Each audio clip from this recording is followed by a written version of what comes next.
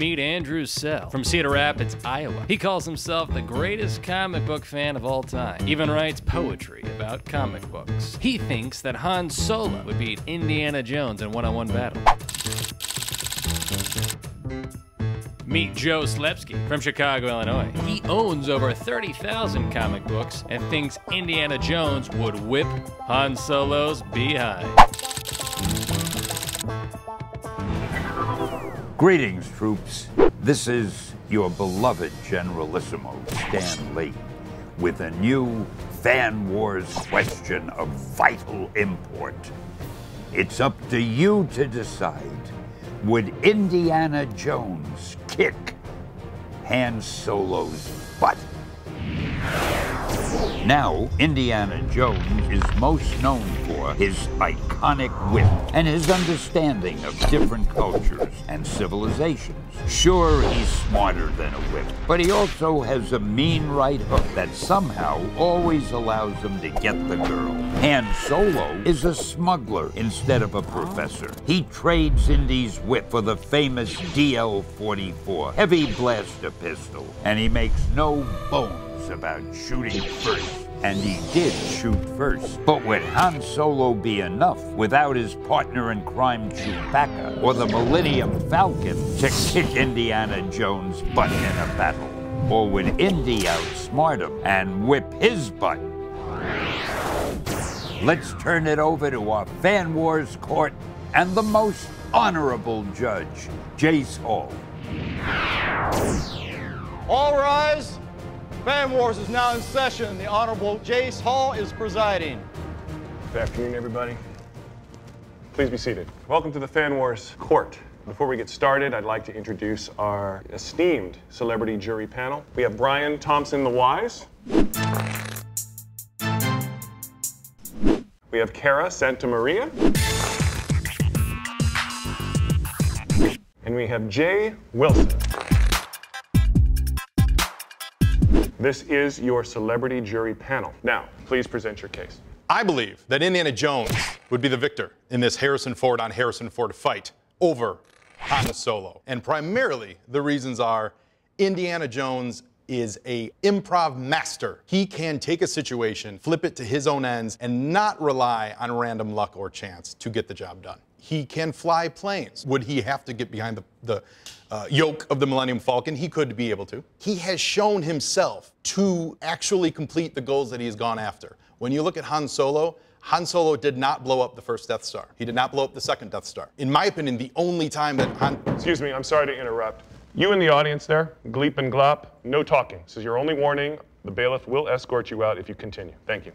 I'm sorry, please continue. No, please, please. I believe the only time that Han showed some of the Indiana Jones ingenuity was when he slid open the Tauntaun and slid Luke inside. That was an Indiana Jones move. To further that, I would like to introduce a piece of evidence. These are 2 pages from Star Wars Tales number 19.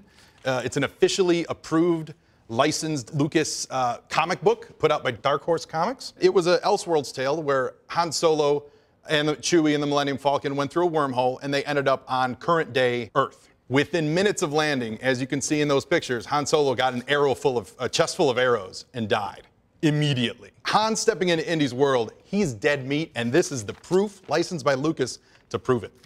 Thank you. Your Honor, ladies and gentlemen of the esteemed jury, I mean, Indiana Jones never relying on luck or chance, come on. He relies on magic. That's even worse than relying on luck or chance. Also, this argument that Han Solo is not as crafty as Indiana Jones or that Indiana Jones could pilot the Millennium Falcon is absurd. He flew biplanes. It's completely different technology than the Millennium Falcon. Furthermore, I argue that Indiana Jones is too much of a softie and an idealist to win in a fight against Han Solo.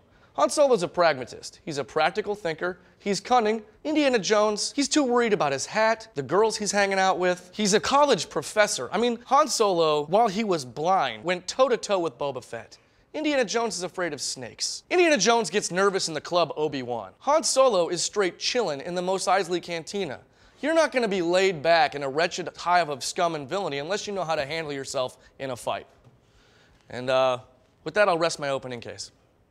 Please, jurors, do you have questions here for our argumentors? Let's hear them. Well, Andy, how do you respond to Joe's argument that Indy already killed Han? I don't think that that should count, because if we're going to be getting outside of canon here, where are we going to go to next? Fan fiction? Let's stick with the accepted works here. And by accepted works, I'm willing to concede that Kingdom of the Crystal Skull does not count, so there's no nuking the fridge. There's no Indiana Jones relying on Shia LaBeouf to win his fights for him. We're going to refrain from pointing across at the. We're going to keep our hands down. Yes, Your Honor. No antagonism here. It's all friends here. I have a question. I am not willing to forget about the fourth Indiana Jones film. So, if Indiana Jones is so wonderful, explain that film. That film is explained by the existence of the Star Wars Holiday Special. Oh, God. I'm sorry, order! I knew this was coming. I am the only one allowed to laugh in this courtroom. And that was pretty funny. But let's just keep those outbursts down. Okay, was that a satisfactory answer?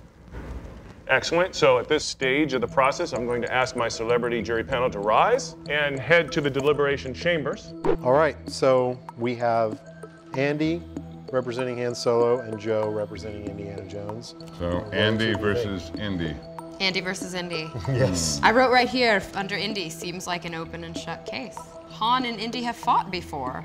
Well, did they actually fight, or did Han just take some bad arrows to the knee? Yeah, that's true. He never said it. So you're saying Han runs away and Indiana Jones deals with things? Is that what you're saying? Yes, when Indiana Jones saw there was a problem, he addressed it head on. He heard the Nazis were after the Ark. He said, I'm going to go for it. And they had his father. He said, I'm going to go for it. How do you feel about that? First off, the Nazis are hardly comparable to the Galactic Empire.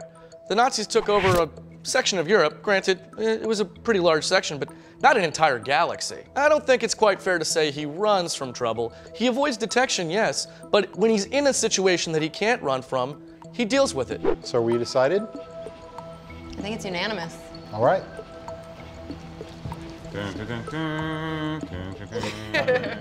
As the jury returns from deliberations, will the holiday episode prove too much for Andy to overcome? Or will the jury rule in favor of Joe cracking his whip? Let's find out what they decided. I will say both of you are wearing shirts for Star Wars, and that doesn't really lend, you know, it's... Well, if we're not talking back to You're me wearing right a shirt now. of the guy I'm Han making an Solo killed. observation. Okay, we're not talking. I am simply stating things. That's what's happening here. Now, I wore his enemy. Excuse me. I did not think you had the His courage enemy to... who he killed? I did not think All you right, had the that's courage it. to wear an Sorry, Adolf that's Hitler it. t-shirt. You know what? This commands thunder and lightning in this courtroom. Do you understand? Yes, Your Honor. I will smite both of you. Now, the jury panel has come back with a decision. I hope maybe you factor in a little bit of this behavior into your decision. Yes, Jay Wilson, please let the court know where we stand. Well, after some hard deliberation, we, the jury, have unanimously decided that while it would be a close fight, unless Han shot first, Indiana Jones would win. Order!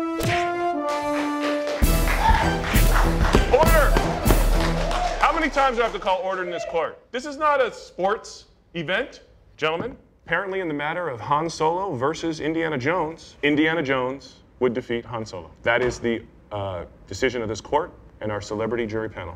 And this case is adjourned. All rise. Well, stuff's happening. We're back here behind the scenes with Andy. Well, he pulled the old Star Wars holiday episode card on you. How'd that make you feel? It made me feel terrible. Yeah. I didn't have time to prepare for that kind of argument or the comic book pages he brought. It's just, I wanted to ask for a mistrial, but... Well, hey, listen, that's why we have the interviews here. A lot of fans were also wondering, you know, in the courtroom, why you didn't say much about snakes. I brought it up once, but I should have really hammered that point home more, especially considering that basically the Sarlacc pit monster is one giant snake, and Han Solo didn't get freaked out by that. Sure, well, you don't have to show off, but hey, thanks for the effort there, Andy. All right, thanks, buddy. I think we've got some more snacks in the green room. Let's bring on our winner here, huh? Joe, hey, what a pleasure, man, huh? Thank you. You know, a lot of litigators on the outside had you have a heavy favorite coming into this thing. Did you feel like you had a pretty good performance? How would you rate on a scale of 2 to 6? Scale 2 to 6, I'd have to give it a 7.5. Okay, wow. Yeah, knocked it okay, out, bold, knocked it out. right? I do. Now, you didn't get a big chance to talk about the t-shirt. I'm wearing Boba Fett, which is Han Solo's arch enemy. Sure. And frankly, I didn't think Andy had the balls to wear a Hitler t-shirt. Okay. Ooh, that's why we do the interviews back here.